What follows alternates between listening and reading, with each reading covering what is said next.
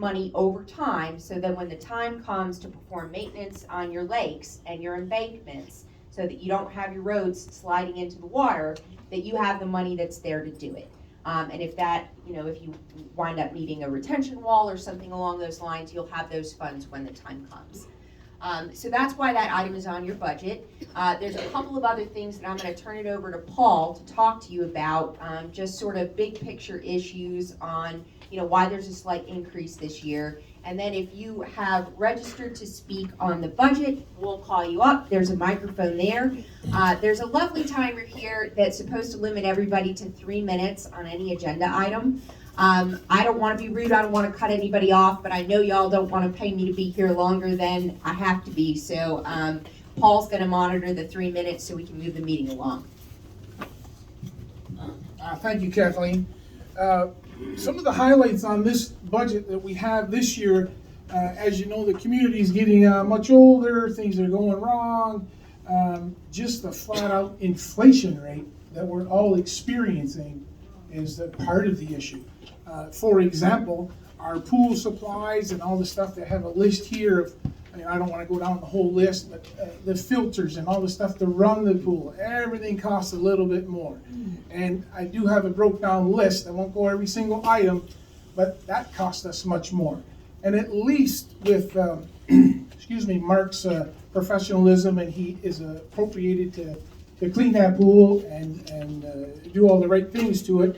I believe we just had to purchase a fan or something to get all that air out of there, chlorine air fan. So those things are old, they're going to break. So some of that is in this pool budget, which has also gone up. We had to purchase a generator. Our old generator went bad, and right now is a bad time to purchase generators after Ian just come through, right? They're all up a little bit in price. So just the normal inflation rate, our insurance went up 24% for the community liability, right? We have an insurance person here. She can tell you that it is way more expensive this year than it was. We were I believe, correct me if I'm wrong, gang, $4,000 short just on our insurance approval. I think we budgeted for $24,000, Rachel, and it ended up to be like $28,000 they came us. So we were $4,000 short there alone. However, we did some savings on some other stuff, the canal stuff. So we saved some money there, but some of that, we need a new roof. Our roof, we've been told our roof is deteriorating, so we need to budget in for a new roof to the building. It's old, it's starting to peel away, we're losing shingles, the whole 9 yards. Stuff we're all experiencing with our homes in here, the roofs being old and deteriorating. So that's another item.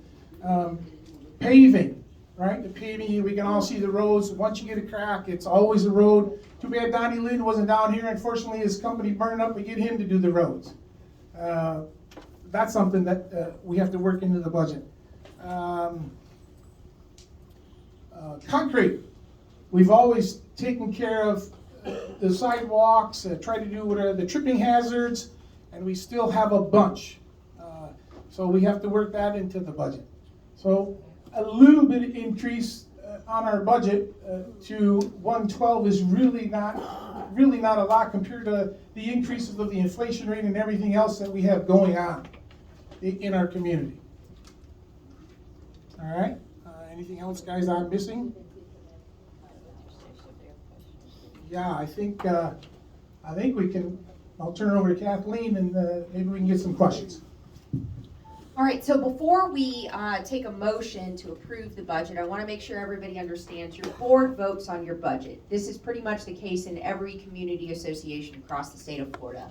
The membership doesn't vote to approve the budget for a very good reason. Your directors actually have a fiduciary obligation to collect enough money to pay your bills.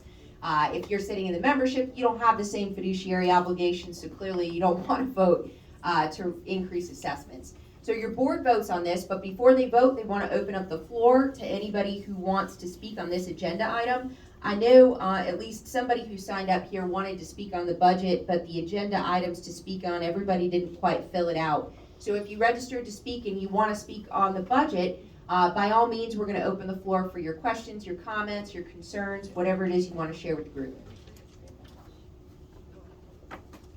All right.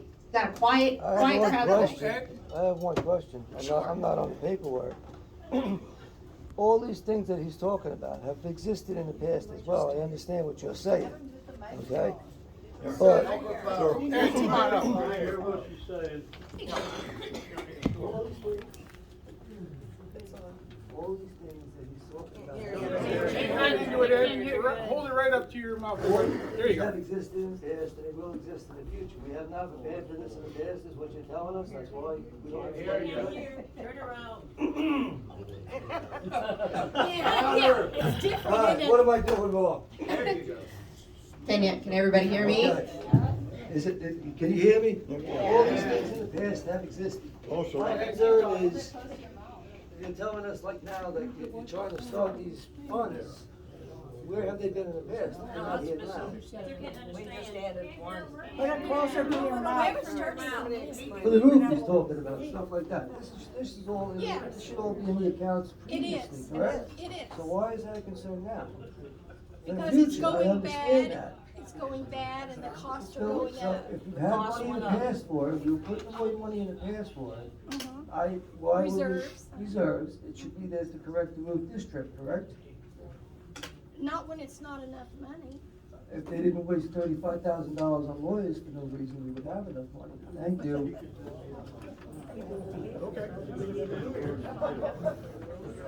It's fair comment. So part of the question was, why is the budget going up if we've been collecting for reserves for items that fall within our reserve budget over a course of years? And the answer is, it's an estimate. And unfortunately, when, the economy is looking at inflation and construction prices go up because Florida's facing a construction boom, you just wind up with things costing more than you anticipated when you started reserving for your roof 10, 15, or 20 years ago. Now, every year, most of my clients adjust their reserve studies. They go back and they look at how much the roof is gonna cost, and if it's gone up, they try to collect a little bit more each year, but sometimes you just can't plan for these things. Sometimes they cost a little more than you want them to. And unfortunately, sometimes you wind up spending more money on lawyers than you want to because you have members in the community who raise new legal issues. For example, you guys had some questions about, who owns the lakes and whether the community association actually has the right to regulate who can use the lakes. Believe it or not, that was a substantially more complicated question than anybody thought it was gonna be.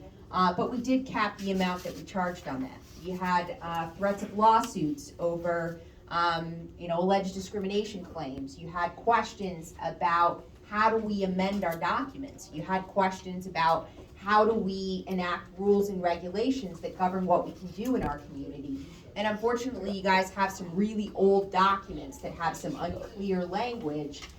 So your property manager and your board aren't always able to figure those things out without going to council for a little bit of help. So these things just sort of add up, and a lot of times, over time, if you've got prior boards that have tried to keep the cost down as much as possible, it just sort of catches up to you. So you've got an increase this year. I guarantee you it's not what your board wants because they are paying the same amount that you're paying. But again, they have a fiduciary duty to pass a budget that has enough money to pay all their bills. So this is the good faith estimate that they've come up with. They think that this number will keep you safe for the next year. They think that this will cover both your operating expenses and your reserve expenses for 2023. And that being said, is there anybody else who has wants to speak on the budget? Yeah. Yeah, go I ahead. would just like to know how often, Turn. listen, what's wrong with this? Just There we go. put it- I would just like to know how often we evaluate the different companies that we're using in here. For example, the landscaping company, do we often compare them to some other companies to see if they're possibly a better premium, better price for those, and if they could do a better job? And I know, I realize when you change, initially they do a really good job and then they just go downhill. So how often we do that? Lola, we are constantly monitoring the trash prices, the trash, and our lawn service guy all the time. We are on him all the time for being charged. If he doesn't mow, we're totally on making sure we're getting the biggest bang for our buck. We are always on that, making sure that's taken care of every year. But for me, it's my first year, but I went through all of that. I can show you stacks of paperwork that I've called and made sure. Different companies. Yep, and look on and make sure everything is in order and they're in line with everybody else. And like you said, when we get a new person in, you know, they're way up here. Now, we've worked with Pat's Lawn Service, and, you know, he does a lot for us. He misses some, but he comes and cuts trees for us, so we always make sure he is, we're getting the most for our money, as far as Pat the Lawn Service guy goes, and also our trash. And they've asked us to help them to make sure that things go in there that are supposed to go in there. So we've been monitoring that, because we've gotten some things that don't belong in there, you know, they're saying, all of that is not trash, so yes, we do. Yeah, it's Very good. I just think it's good to keep your eye on those companies because they tend to, you know, oh, they're not Absolutely. paying attention and. you know. Absolutely. And a lot of times those are written into your contract, the automatic increases, and my clients sometimes don't notice, but I can tell you, I work with Rachel. Does everybody know Rachel, your property manager? I've worked with Rachel on a couple of communities. She's with Qualified Property Management, and so because they work with so many different communities, they see the budgets for a lot of different condominiums and homeowners associations. So they've got their eye on it as well. And if you guys are paying over market, she's gonna tell your board, and they're gonna go out and get estimates. So, you are having some professionals who are looking at this stuff every year. Anybody else on the budget? Okay, oh, you've got a comment on the budget. Where's your salary located at? My salary, I don't make a salary. What you're being paid? I think my firm is at $278. I apologize, I don't have a copy of our engagement letter with Tanglewood on me, so I don't know what the rate is. But we have a mixed fee system where we charge both hourly rates and we charge, flat rates for certain services. So shoemaker, my standard hourly rate is I think $450. I do not charge you guys that. That's not market for condominiums, so I don't charge you The that. budget is on here for legal fees, so Okay. it's on there. Any other questions on the budget before we move on? All right, hearing none, is there a motion from someone on the board to approve the draft budget? I approve. I approve. Okay, are you taking, Second, by taking. are you taking minutes? Okay, I just wanna make sure somebody's taking minutes. Oh, perfect. All right. Brenda, you make a motion to approve the I budget. make a motion to approve the budget. Second. Any somebody- seconds? By Tracy. Tracy seconds that motion. Any discussion? Any discussion amongst the board members? Call the question. Hearing none, All in favor, say aye. say aye. Aye. Any opposed? All of us, Hearing none, the motion passes unanimously. all of us are fucking opposed. Should we fucking want to? Okay, so I think the plan was for this evening to go over the board meeting originally to pass the budget. Then we were gonna go into the membership meeting to talk about, among other things, the amendments that were mailed to everyone. And then we're gonna come back into a board session to go over, the regular reports and things like that. Is that right, Rachel? Yes. Okay, great. So for now, we're gonna take a motion to adjourn the board meeting. Do I have a motion from anyone on the board? Yes, I make a motion, we adjourn the meeting. As second? Any discussion? All in favor say aye. Aye. Hearing none. Any opposed? All right, hearing none, the motion to adjourn passes. Okay, so we're gonna go ahead and call your membership meeting to order. And do we have quorum, Rachel? We do not have quorum. We received, No. we have a total of 123 in person or by proxy. Now, that is to say, some people did not either sign in or submit a proxy. Okay. So we counted the tally sheet. We have 123 in person or by proxy. But I do know that some people did either not sign in because they had questions, and some people did not turn in their proxy at the time we were signing everyone in at the front. So if anybody wants to bring a proxy over now before we start the meeting, or do you want to answer questions with the amendments? We don't have quorum? Not. Okay, if we don't have quorum, what we're gonna do is, we can adjourn this meeting to a later date. And while we're here, nothing says that we have to have quorum in order for me to answer questions. So what we'll do is sort of just go over basically what the amendments are, what they address, we'll answer questions on them. And then if anyone in the membership wants to make a motion to adjourn the meeting to a later date so that we can try to get quorum and we can try to approve the amendments, we can do that. Now, we can choose a membership, a date for a subsequent membership meeting that is any time within 90 days of the date of the original meeting.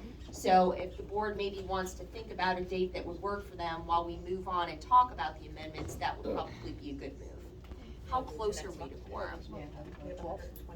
And we needed. Oh, folks, we weren't even close. All right, well, that happens in Florida when you're not in the winter months yet, so that's okay. How close? How close to quorum? The other thing that we can do is, we can postpone voting on the amendments until your annual meeting when you tend to get quorum. So a lot of times people try to time amendments at the same time that you do your annual meeting. Your board, I think, tried to do a two-step approach this time because you had some amendments that were really presenting a problem right away. So they wanted to get those passed in order to make it easier to look at updating your amendments come your annual meeting. But if we don't get quorum, it's okay. You can try to do this again by either adjourning the meeting or handling it at your annual meeting. Both of those are feasible options. So I want to go ahead You and, didn't answer the question. I'm sorry, I didn't hear a question. How close are we to quorum? I think you were about 100 people away. Okay. You have another question? Yeah, I think one of the reasons we don't have quorum is because of the last meeting, we kind of got a shock, because I've been living here for 10 years. And we have not voted on anything except for the papers. But we have had things passed, so we're a little confused right now as to what our rights are to begin with. Well, we were told in April that nothing would happen over the summer that would require a vote. Nothing did happen over the summer. Nothing happened over the summer. This is October. Here, Well, why don't we take a few minutes and talk about what requires a membership vote and what doesn't? Because it sounds like that's a point of confusion. And frankly, it was a point of confusion for your board too, and it's one of the reasons we recommended an amendment. So you have governing documents that I don't think it's any surprise to anybody. They're getting older, and you're starting to see situations where your governing documents are conflicting with the Condominium Act. The Condominium Act governs your community, and your legislature up in Tallahassee changes this statute every single year. You guys are one of the most exciting topics for them to talk about. They change everything. Sometimes I think they do it just to keep me in business. But it presents a problem for you guys, right? Because as your board and your property manager go to look at your documents to answer questions, as your documents conflict more and more with the Condominium Act, the answers to their questions become less and less clear. And the way it generally works is when the statute says that something has to happen and spells out a procedure for the way that it happens, the statute controls.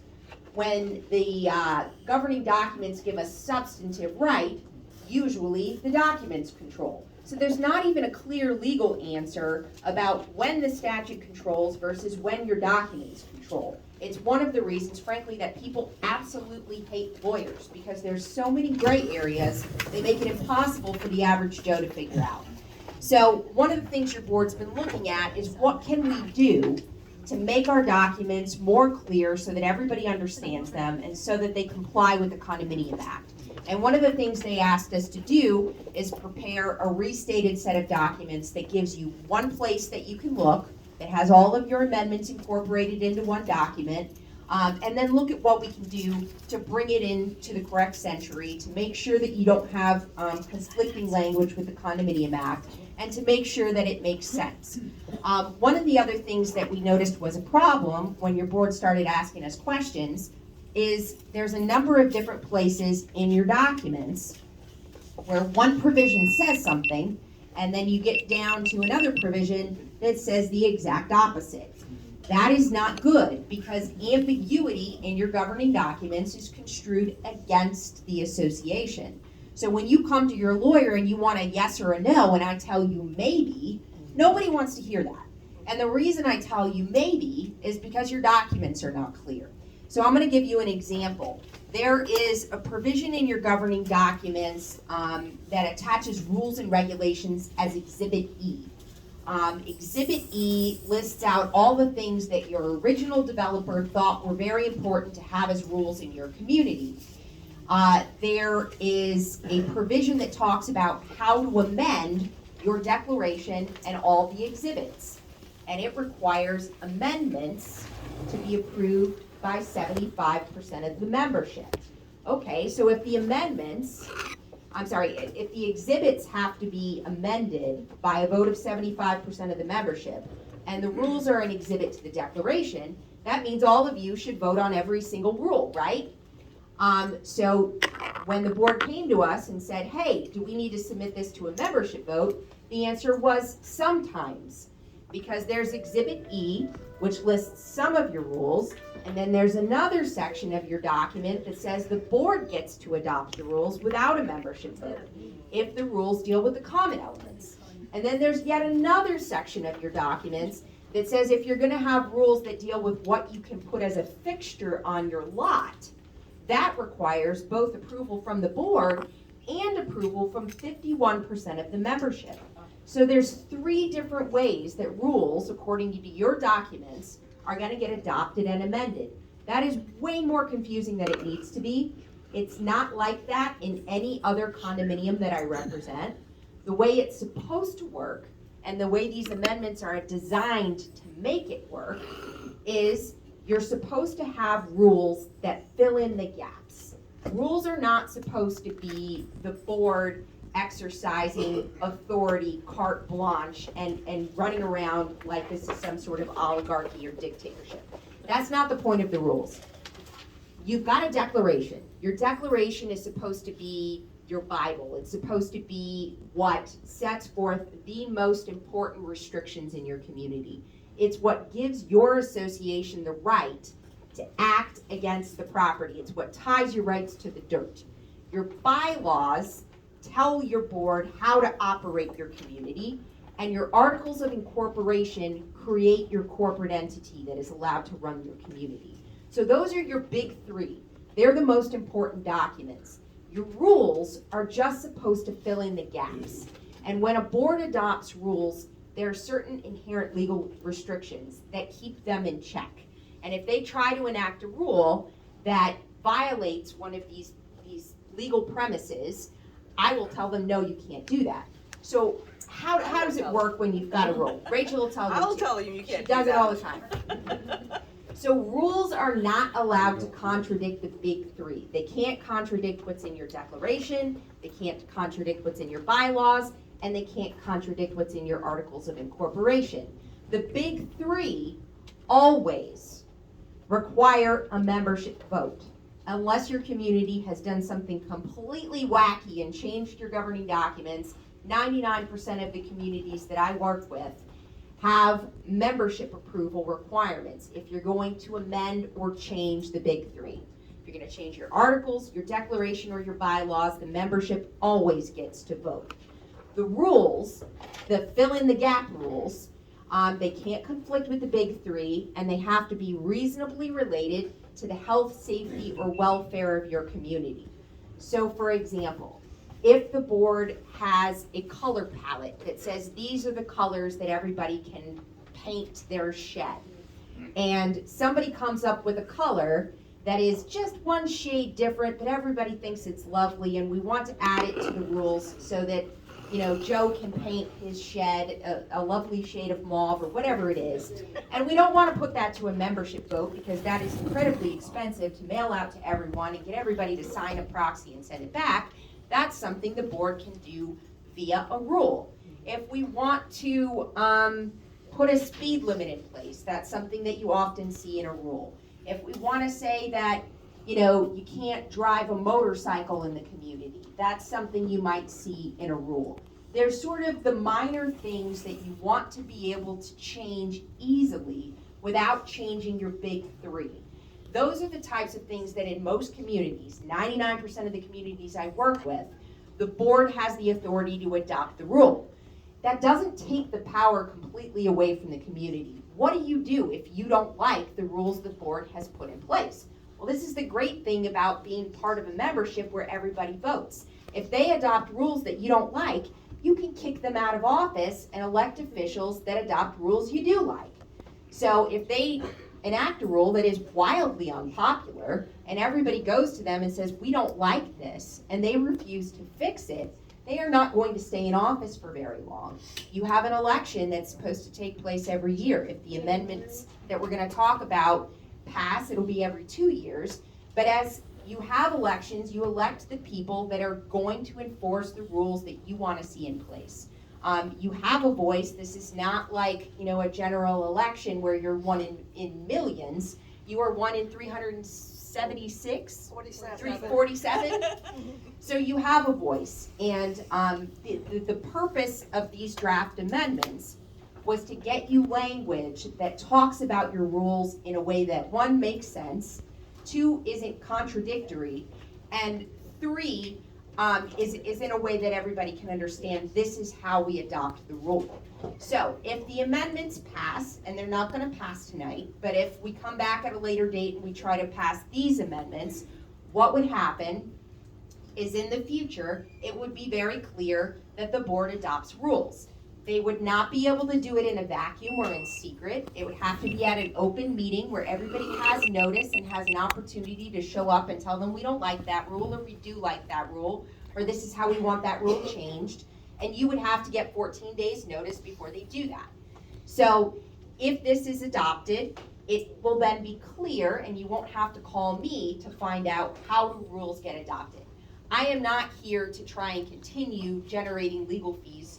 I know it doesn't seem like that, but I actually have a lot of clients, and I don't need to squeeze you for every penny.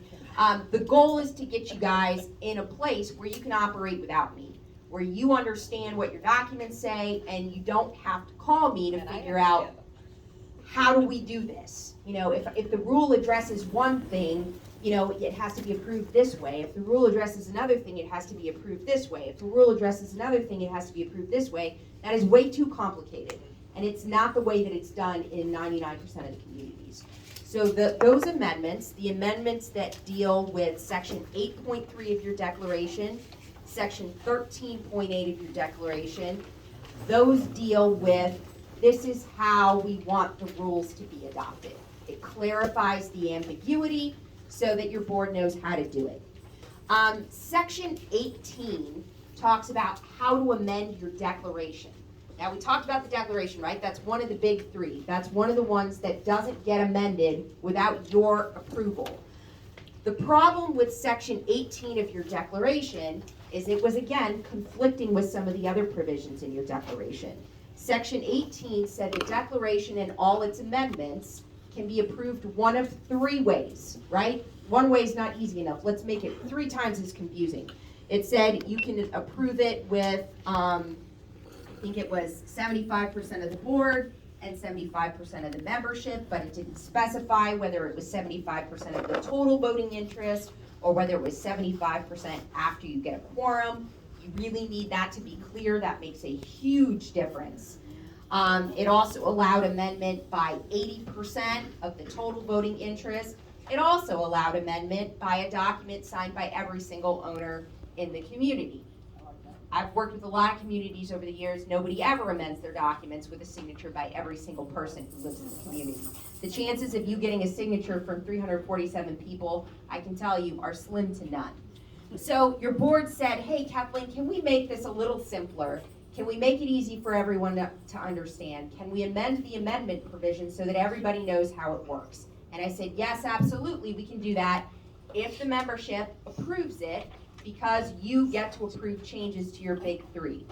So what we wanted to say is that amendments to the declaration can be approved by 75% of the membership at a meeting at which quorum is established. So if you get a couple people who really don't care what's going on in the community and they never show up, they can't block you from making changes to your documents that make sense.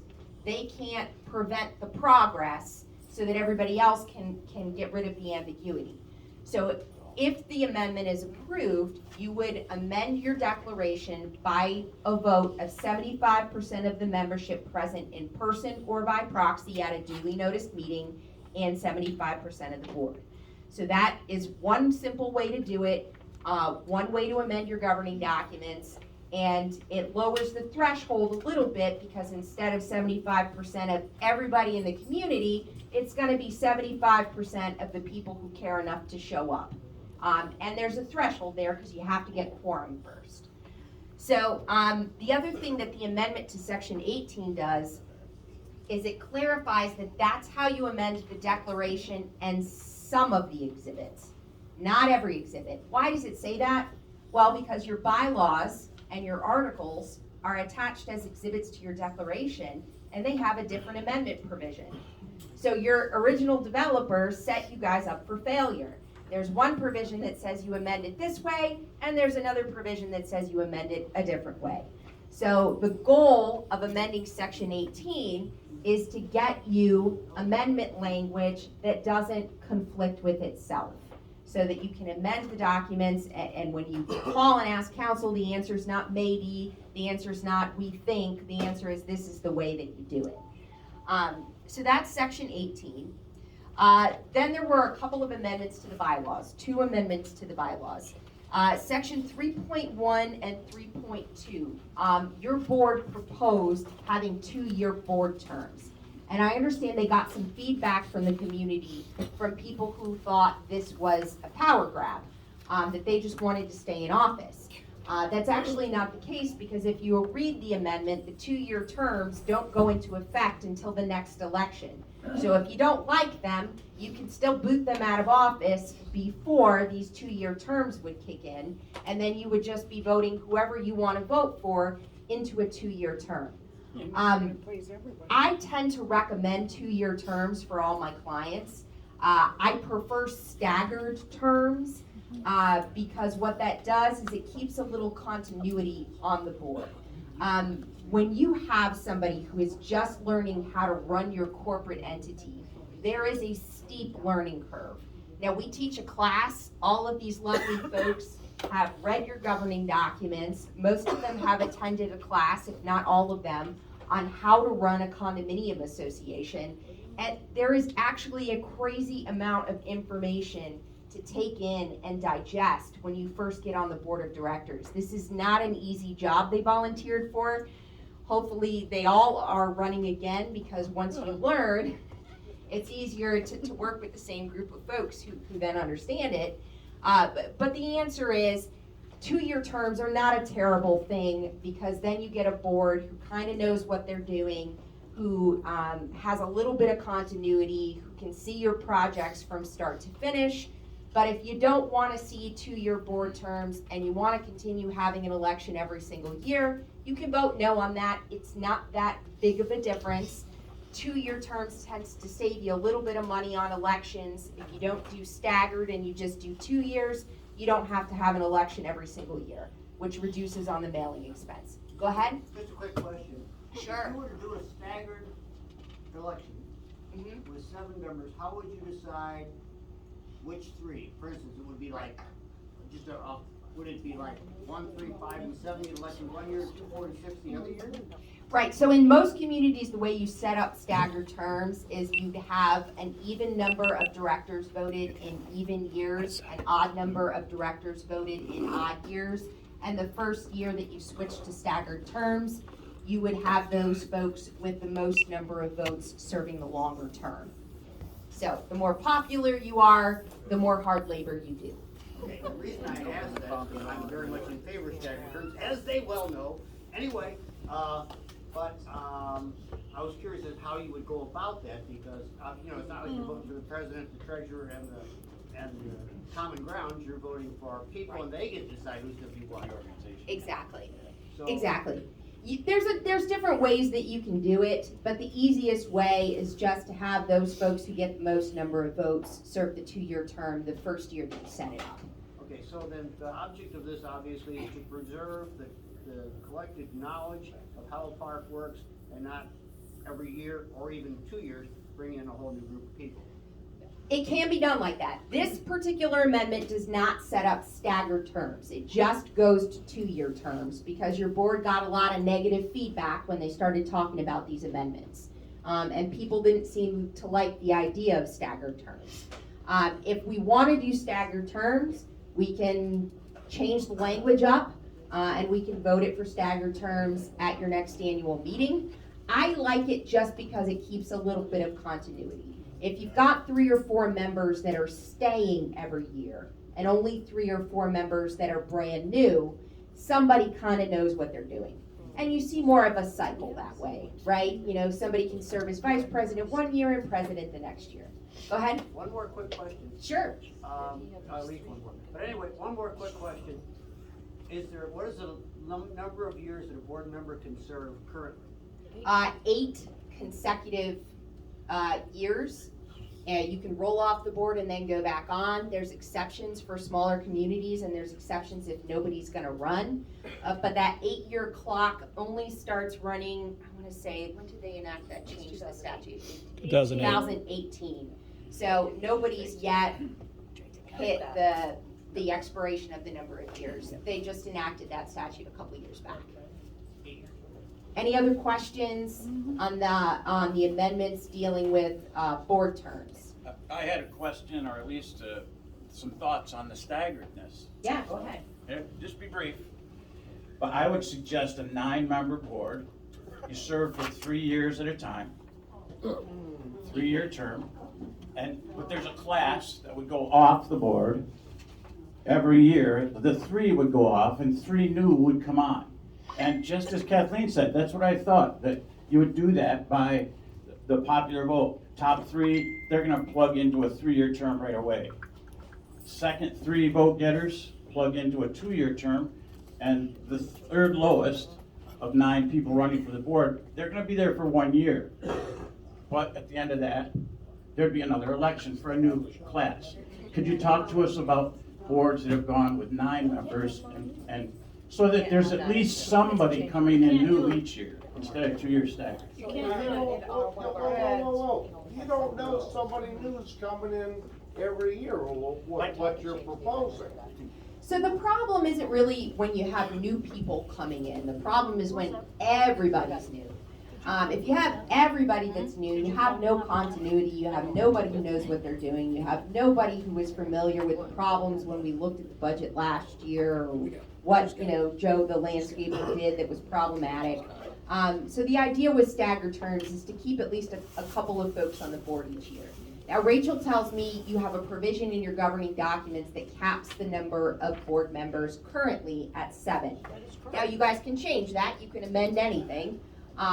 You, the membership, get to vote on changes to your declaration, articles, and bylaws. But right now, you are capped at 7. So if you want to switch to a 9-member board, we would need to amend that. I have communities that do 3-year staggered terms. I have communities that have 9-member boards. The biggest problem with the 9-member board is getting quorum. It becomes a lot to coordinate. There's a lot of people with a lot of opinions. I tend to see more fractured boards when they get very large like that, meaning they'll sort of form 2 opposing groups, and it'll be a lot like our federal legislature where they just fight a lot and don't get anything done.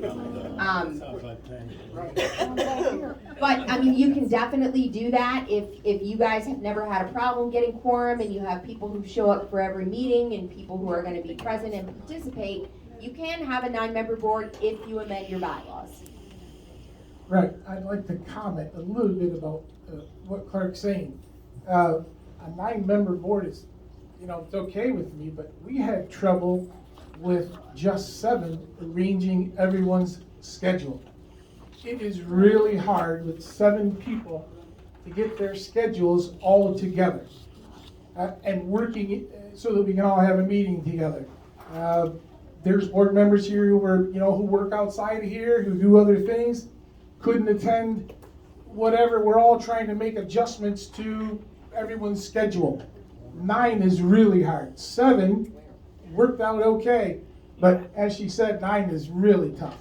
7 seems to be, we get enough opinions and enough, I believe, of 7 people on here with, get some Canadians on, we got a lot of Canadians, get some snowbirds on, with the emails and Zoom stuff we have now, it would work. That could work for us. But 9, I believe, is just too hard. This is my first year, as you know, and 7 is even tough working with everyone's schedule, especially when people work and they're doing other things. It is really tough. So that's my thought on that about 9. So, I mean, that there's no real right answer on this. It tends to get a little more difficult with schedules at 9. My recommendation for communities this size is usually don't do 3. 3 is not good because anytime 2 board members come together, then they're having a meeting. So that's not what you want. So 3 is too little. 9 might be a little too much, but I've seen it work before, but usually the sweet spot in my experience is 5 or 7. Is our quorum normally considered 2/3? Is your quorum for your membership 2/3? Your quorum for a board meeting is generally a majority. I believe it's 66%. For a membership meeting, Rachel's telling me it's 66%. 2/3. And that's on your amendment, proposed amendment for Article 18, and 75% of the present membership, either by person or proxy, is only effective if the membership meets the quorum. Correct. Yes. So nothing gets passed unless you have a meeting where you get a quorum. Now keep in mind, everybody doesn't have to be here in person in order to get a quorum. That's the whole point of using limited proxies. You can vote when you're in Canada, you can vote when you're in China, you can vote from all over the world now. You just have to send in your proxy. Did you get all those in, and that's all you got is 128? Yep. From all over, even the ones you mailed out? A lot of people in I guess they don't Canada care. get them. Yes, they did. Canada didn't get them. Questions, they got them by email. This is the first time that we've My next door had neighbor an did early it. one. They always have their annual one, and everybody is used to that. This was thrown in and was asked for you to do, and a whole pile of expense and mailing went to have this one, so for the new amendments that the board wants and stuff, but it wasn't done. So now we're gonna have to have another mailing and everything else, so it's all added expenses that if it was left alone and had the one that has, I've been here for 15 years now, I've never seen anything different. So it was a throwaway of money. Well, I mean, there's a lot of different ways to look at it. I mean, council recommended amendments 3 or 4 times, and then your board finally decided they thought that was a good idea. Now, you know, if there's no way to predict, nobody's got a crystal ball and can say, I know how many people are gonna show up at the meeting, I know how many people are gonna mail in a proxy. I was here at your meeting in April, and you guys had an amazing turnout. I mean, I don't know that I've ever seen a community with such a good turnout. So, you know, your board, I think, was pretty optimistic about people wanting to participate and care about what's going on in your community. We didn't get quorum, it is what it is. This happens all the time. One of the ways to do it might be to start scheduling 2 regular membership meetings a year, maybe in the spring and the fall when everybody's in town. I don't know when most of your folks are in town, you guys have a better feel for that. But one membership meeting a year, it's not a cap. I have communities that have membership meetings once a quarter. I have communities that have membership meetings once a month. Once a month might be too much, once a quarter might be too much. It really just depends on, you know, your community and what you have going on that requires membership participation. So, you know, there are some things that I really do recommend you clean up in your governing documents, things that you are wasting money on because nobody knows the answer to. But it doesn't have to happen tonight. It's something that can happen in conjunction with your annual meeting, which is a very good suggestion. So thank you, sir. Hey, Rex, I'm sorry, are you done? I was just gonna make a comment on Rex. Rex, what we've heard as a board from a lot of folks out there is that blue book needs to get cleaned up. And that's all this was trying to accomplish with Kathleen, We sent a bunch of stuff to her. What do we need to clean up in that blue book so it's better for the whole community? It Not- could have not- been done not- at the annual though, Not- without all this other expense. Well, it wasn't. Not just us. No kidding. It's what we were trying to do, and actually, some of this, it was started when Clark, started to get the blue book taken care of, as Kathleen has explained, that was rolling back then. So that's all we were trying to do with these proxies, was get the community more involved and it was not any kind of power struggle with this board here. All we were trying to do is get the community more involved so they had more say. There's also a very good reason to do it in a two-step process. If you can do it in a two-step process, we usually recommend it, because 75% of the total voting interest is a very high threshold to reach. And so usually you do one amendment first that lowers the threshold a little bit, so the folks who actually care enough to show up and participate in the vote are the votes that count. And then you go and take a wider, broader brush and fix what's really wrong with your documents. So after you lower the threshold for amendment a little bit, you go and you correct all the things that contradict the statute. You go and correct all the things that are contradictory and unclear, and you do what's called an amended and restated document, where it's one big set of documents together that everybody votes on and approves. So in most communities, the two-step process is the better move, but it didn't work out this time. It is what it is. We can talk about how we want to address that at either an adjourned meeting or put it off to the annual. Questions? I'm a new member here. I have a blue book, just received it a couple months ago and everything else like that. If I brought it with me, you wouldn't believe what they expect you to read. It looks like the old Xerox copy machine off a roller that you can't read the damn thing it says. I know. So Paul was kind enough to get a copy of this blue book, because your board members were telling me about this blue book, and I'm like, I don't know what the blue book is. So Paul was kind enough to make me a copy and drive it down to my office, and I flipped through it and I said, my goodness, I agree with this gentleman in the blue shirt. This thing is really hard to understand. It's difficult to read. The Xerox copies are illegible on some of the pages. And frankly, not all of the things that are in the blue book are actually part of your governing documents. So that's one of the reasons that your board has asked me to help you clean up your documents. And tonight was supposed to be the first step. We didn't get there tonight, but that doesn't mean we can't get there. This is a problem. You guys are not alone. This is a problem in every single community that is as old as your community is. When documents get old, this happens. The developer that creates your community does not have an interest in giving you a crystal clear set of beautiful documents that are going to exist in perpetuity and make your lives easier. Your developer is interested in slapping it on paper and selling the lots and getting out as fast as possible. So the stuff that we see in your documents that's contradictory, the stuff that doesn't make sense, it's stuff that I am used to seeing. It's stuff that I see in a lot of documents for older communities like yours, and it's just about time to start cleaning it up. So if you guys want to do that, we're able to help you with it. Questions? For a community of this size, what should our quorum be? Is our quorum too high right now, and that's why we can't get enough, we have to go through 2 or 3 meetings to get something done, or what should we do? So if this is the first time you haven't reached quorum, usually the answer is it's not too high. But if you go through at least one meeting where you can't get quorum, you might want to think about making it a little lower. I don't like to see it lower than 1/3. 1/3 is about as low as I'd like to see it go. 2/3 is a little high, but 2/3 is the default in the statute. So if you don't have quorum, what was that? What is our quorum now? 2/3 for a membership. 2/3. So yours matches the statute right now. You can lower it if you want to lower it. The lowest I've seen it is 10%. That's a little too low in my opinion. Yes. I just want a clarification.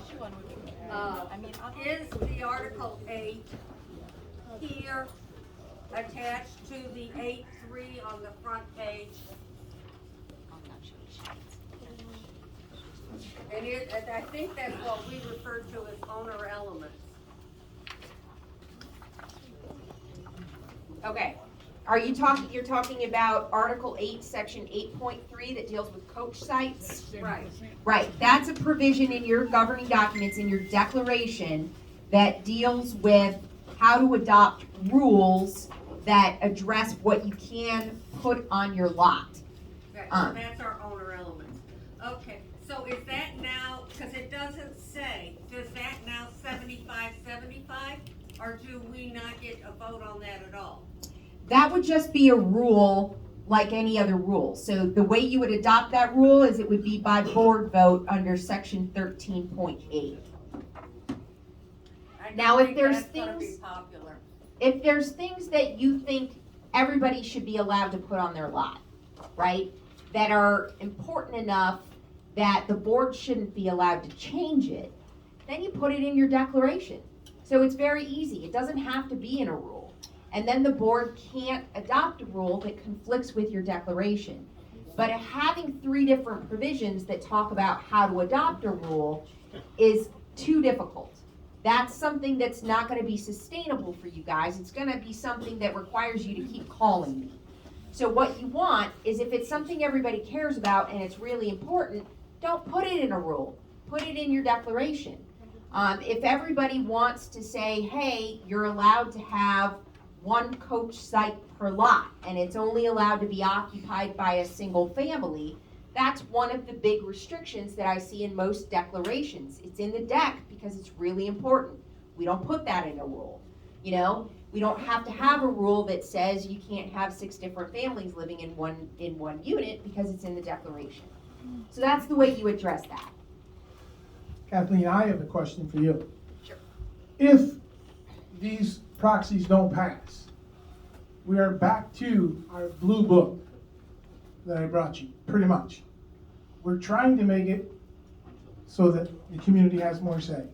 But if some of these proxies do not pass, we're still stuck with the blue book, with the rules we have originally, correct? Pretty much? Kind of. Right. So, your governing documents are not effective until they're recorded in what's called the official records book of the county in which your property is located. So if you go down to the courthouse, there is a clerk of court whose job it is to keep an official book. And that's called the official records book. It used to be a real book, so that every time you record something, there's a book number and a page number, and they would tell you exactly where to look in that book. I'm seeing a couple of heads nod. People have looked at this before. So your governing documents, because they attach to the land, they are not effective until they are recorded in the public records. It's all done electronically now, but it's the same concept. So I've got 2 books in my giant briefcase that I don't go anywhere without anymore. One is the book that I created when I started representing your community. And the way I did that is I ran a title search. I searched through all the public records and I pulled every document that affected the land upon which you sit. And I have a collection of what I consider to be your governing documents, because those are what is recorded in the public records. Now, what I discovered is that your blue book that you've been operating with for a number of years doesn't exactly match my black book, which is what's recorded in the public records. So one of the goals that your board and I addressed is trying to get you a set of documents that has what you think are your restrictions all recorded in the public records, so it's all legal, so everyone who buys it into your community is on what's called record notice. The law has this fictional idea that if it's in the public records, everybody knows about it. Now, we all know that's not true, but it's at least a legal fiction that, this is what makes it officially our governing documents. This is when it's recorded, everybody has access to it, everybody can see it. These are our documents. So, your blue book has some extra. It has some, it has some things that I think maybe prior boards accumulated over time. It has some regulations that look like they were zoning restrictions at some point that are no longer, the zoning restrictions that are currently in place. It has a couple of things that look like they may have been pulled from the building code at one point by your original developer, but didn't actually make it into your recorded declaration. So your blue book has a little bit of extra. And it's difficult for me to know what was enacted properly and what wasn't, because you can have unrecorded rules. So not everything has to be in the public record. If it's a rule that is duly adopted by your board according to the authority issued in the Big Three, they can have a rule. So it's it gets a little bit messy for me to know what's really in place in your blue book, which is one of the reasons we really wanted to clean this up for you. Rachel, I know, has been telling your board for a couple of years. She's like, guys, it doesn't have to be like this. There's a better way. 4 years. But it's an expense, and I understand why some communities don't want to do it. Go ahead. Is it ever done that when a rule is placed in the book that you say after this has to be done, this can only be amended by, okay, it's a declaration requires this, or this is just a rule can be recommended by this, or this is a, third one you said. I think what he's asking, Kathleen, is if a board puts a rule in. Well, that way the board would know, every board from here forward would know what they have to change a rule. I understand. Yeah, so we gave your board an opinion letter right now that told them exactly what they have to have in order to enact a rule. The problem is, it's different things depending on what the rule addresses, which is not what you want.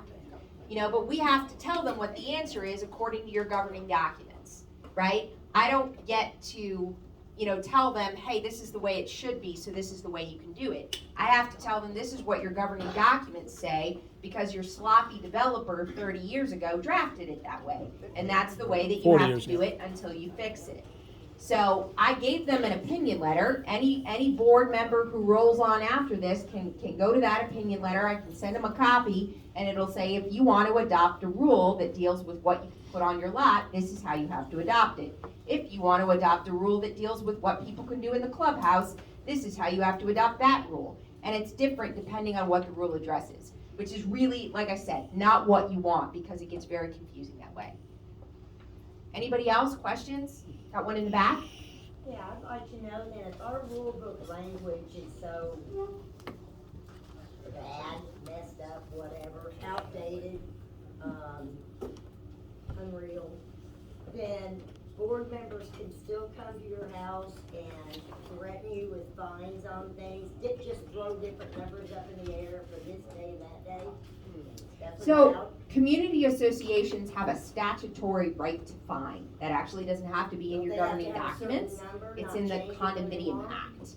And fining is highly, highly regulated. So if your community decides to fine, it's usually a decision your board doesn't reach lightly. And it's one that I always say be very careful about it because it's easy to do it the wrong way. But fining is a right that is granted by statute, not by your documents. Kelly, will you please let her speak, and then we'll give you a microphone. Pete, please be polite. Quit interrupting me. I am just making sure that we're on the same page with my question. Right, I'm not speaking with you. I understand. Because she's running the meeting. I understand. Let her speak. Let her speak. So I if haven't. you You're the want one to interrupting. continue to interrupt, then you can leave. Is that understood? These people. Yeah. Thank you. So I think the short answer to your question is yes. The board can still, the association, because the board isn't the entity that fines, the association can still impose fines even if you have sloppy documents. But I'm saying not the board. The board hasn't even discussed a number for a fine. One particular member comes to your house and throws different numbers at you that you're gonna get fined. So, I mean, my recommendation to Yes, the board in that, please. I'm sorry, cut you off a little bit, my No, apologies. I just meant yes or no, so I understand the answer. Right, so in most communities, the answer is you should find the statutory amount. The statutory amount is $100 per violation. It can be imposed for a continuing period of up to 10 days for a maximum amount of $1,000 for any single violation. No board should exceed that, no community association or fining committee should exceed that. No one should ever be fined more than $1,000 for a single violation in a condominium. Boards can fine for less than that. Some of my communities that I work with put together a schedule of fines that have, $10 if you leave a trash can out, smaller amounts. But the answer, is generally when it's recommended, I say stick with the statutory amount because that's the easiest and because frankly, there's a huge administrative burden that goes into fining someone, and most communities don't fine you for the first violation. They give you warnings first before they send you to a fining committee. So the last amendment that I just wanted to touch on was an amendment to the bylaws that would make how you amend the bylaws the same as how you amend the declaration. Again, the goal here is let's just make it simple. 75% after you get quorum would amend the bylaws. So those are sort of the amendments that we went over. They don't have to be written this way. This is what your board told me that they wanted. This is what the conclusions that we reached. Generally, the way we do it is I give them advice. They tell me what they want, and then I draft it in a way that's legal. It's a start. It's a start of trying to correct the blue book or make it better. That's all this was has turned into, just to try to make that blue book a little bit more understandable so we all can read it once and understand it better than reading it 2 or 3, 4 times. That's all. Just to get it, yes. And right. Trying to get it better so that it's understandable by all of us instead of just Kathleen. So one of the things I like to do, because even Kathleen doesn't understand some of the stuff in your documents. One of the things that I like to do is, when my communities are ready to do an amended and restated set of documents, is you come up with a list. You come up with a list of problems. These are the things that we've noticed that don't make sense. These are the things we've noticed that we don't like. We don't like that the pet restriction is X number of pounds. We don't like that we prohibit pit bulls or whatever it is in your community, whatever your issue is that you don't like, you put that on the list, the board gives me the list, and then we draft the changes to fix it. And then on top of that, I go through and I change the things that don't match the statute. So if there's things you've noticed in your documents that don't make sense, that you don't like, that are wildly unpopular in the community, send them to your board. Send them to your board and ask them to add it to the list, because this stuff isn't written in stone. You are allowed to fix it. You are allowed to vote on it. So come up with the list. Your board's talked to me about trying to fix these things before your next annual meeting. And I can tell you the way it works the best, the way you keep the expense down as much as possible, is if you give me the list of things you don't like and we draft the amendments. And then you get a book where you can actually read everything because it wasn't printed in 1982. Right, fair enough. All right, I think Tom, this is it. One more, Tom. Go ahead. One more. Anyway, so are we amending a rule that we have to go by 100% of the membership with a 75% vote? In other words, all these rules that you have to get 100% of the vote to say that you talked about at the April meeting that we don't want to have, are we allowed to do that with a 75% vote? The amendments to your declaration that were included on your proxy could be approved with 75% of the total voting interest. Are those the same ones that needed to be 100% before? They were never 100%. Never 100, Tom. Okay. No, it was an either or. I know what you're talking about. The way your amendment provision was written, it didn't make any sense. It said that you've got 3 options for amending. You can do 75% of the membership and 75% of the board, 80% of the membership without 75% of the board, or 100% of the total of the entire community. Why it would be written like that doesn't make any sense, because clearly 100% is always gonna be enough. You don't need to have that in the documents. So we're just trying to simplify it, yeah. So you've got two options. You can either adjourn this meeting, in which case we would need to have a vote. Somebody from the membership would have to make a motion to adjourn the meeting to a later date. Or we cannot adjourn this to a later date, and we can just readdress this at the annual meeting. Board members? Unfortunately, but if we address it at the annual meeting, it's gonna be farther out than 90 days. Right, so you would have to do a new proxy with your annual meeting anyway. I guess the question is, do we want to take another stab at collecting proxies so that we can lower the amendment threshold? In November. So to explain this, if we want to collect more proxies and possibly pass these votes, we can extend this out to 90 days from today's meeting date. Unfortunately, that will not be at your annual meeting, that's gonna be too far out. However, there'll be no extra mailing costs if we wanna continue taking in proxies. The office can have some copies to hand out to homeowners that would like to vote. We can re-adjourn this meeting at the November meeting and see if we can collect more proxies. We'll have some copies available here. I can also email this out to all the membership at no cost to the association. So there's not gonna be any additional cost if we adjourn the meeting to another date. And we have a quorum then, right? If we get a quorum at that Quorum in point, November, then we can. more people? Exactly. Everybody's here. Yes, sir. Yeah. Can you tell us what the ratio is now for and against this? Absolutely. Give me one second. Is it possible that people now that voted against this, that Can they change can their vote? change their Yes. vote now, and Absolutely. we can Right meet now? Yes. Yeah, right now, it's pretty much 50-50. 50% yes, 50% no. So if you voted no, and you'd like to have the opportunity to vote yes, or vice versa, if you voted yes and you've decided you think I'm full of it, you want to change your vote to no, you can approach your property manager, you can take back your proxy, and you can give her a new one. So if somebody wants to make a motion to adjourn the membership meeting till the next month when your board comes back and meets again, we don't have to publish another notice. We would just essentially get another 30 days, I'm so sorry, to try and collect proxies. That's it. You're in trouble. I'm just trying to knock her out. I'm sorry, folks.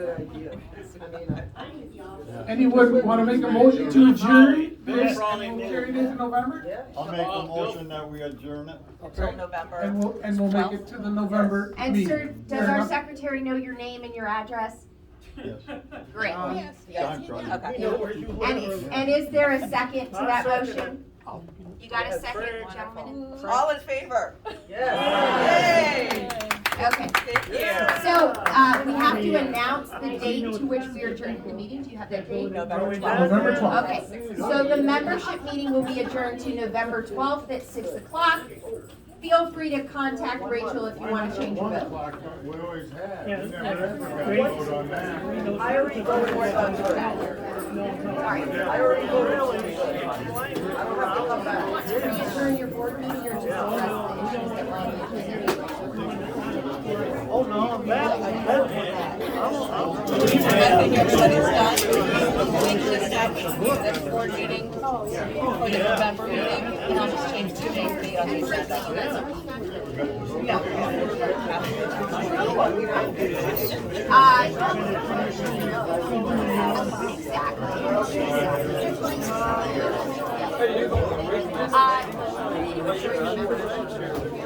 Is there a motion to adjourn your membership meeting? So moved. Any second?